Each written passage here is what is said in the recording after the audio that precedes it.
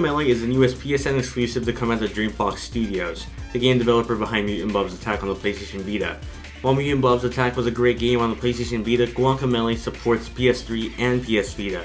And just like most PS Vita/PS3 games, it supports cross-buy, so when you buy one version of the game, you'll get both versions at no additional cost. Cross-save is also supported, so when you play Guacamelee on the PS3 and you want to take it on the go, you can continue right where you left off on the PlayStation Vita and vice versa. There's just a bunch of PlayStation Vita features that Dreambox Studios really took advantage of with this game that we'll discuss later in this review.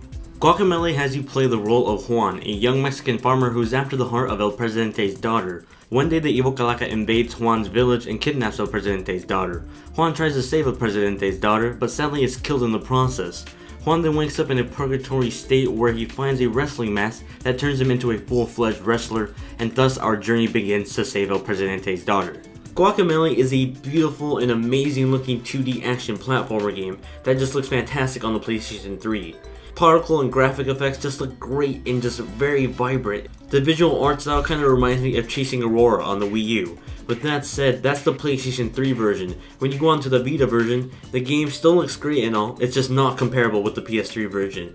You can go from playing on the PS3 version to the Vita version, it just doesn't compare visually. It's still the same game, it's still great, everything looks right, but it's just better looking on the PS3, and obviously it would be, being on the home console with the power of the PS3 compared to the Vita.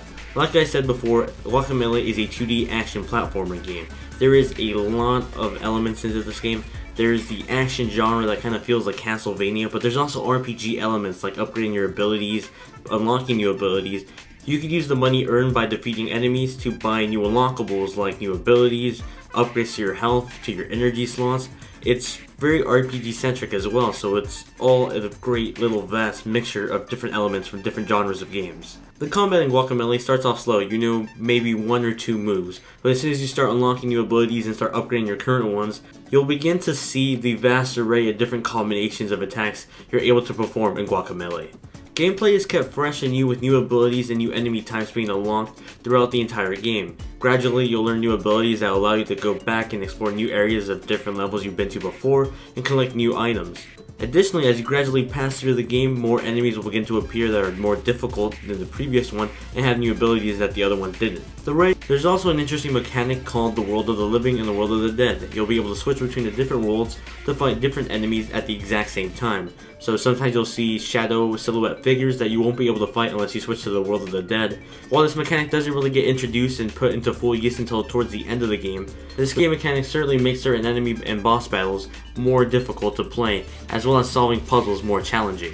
The writing in Guacamelee is really humorous. Being that the game takes place in Mexico, a lot of the jokes and the comedy in the game is based off Mexican culture, and a lot of it is actually really funny. Some of the jokes might be a bit corny for some of the players, but most of the time I found myself having a great time just reading the dialogue, and that's probably one of my few nitpicks with the game. The dialogue isn't read or isn't pronounced. There's no narration in the game. You have to read it yourself, and while that sounds a bit lazy, playing a game like Persona 4 Golden on the Vita, I kinda got used to having the idea of having narration for text, and it would have been greatly appreciated in a game like this. I expect to see some Easter eggs to other video games and even internet memes online.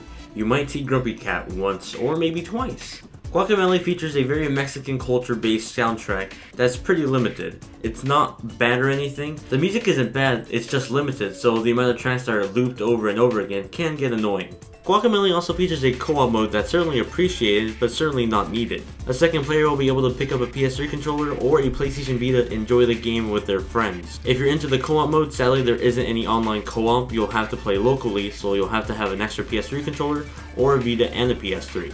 The person playing co-op on the PS3 via the PlayStation Vita controller will be able to play as Tostada. You'll also see a little mini map view of the actual game on your Vita home screen or screen while you're actually playing the game on the PS3 or TV screen.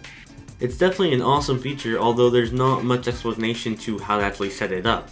I actually had to Google it and couldn't find an answer, so I actually figured it out myself, and what you're supposed to do is hit the remote play button, hit private network, and join the game as you're playing Guacamelee on the PS3. There's no specific feature in the game or in the options menu that helps you set it up. If you rush through the game, you can easily beat Guacamelee in about 4 to 6 hours. The game is short, but it feels right. It doesn't overstay its welcome without actually feeling too short for the $15 you spent on this game. It's just the right spot.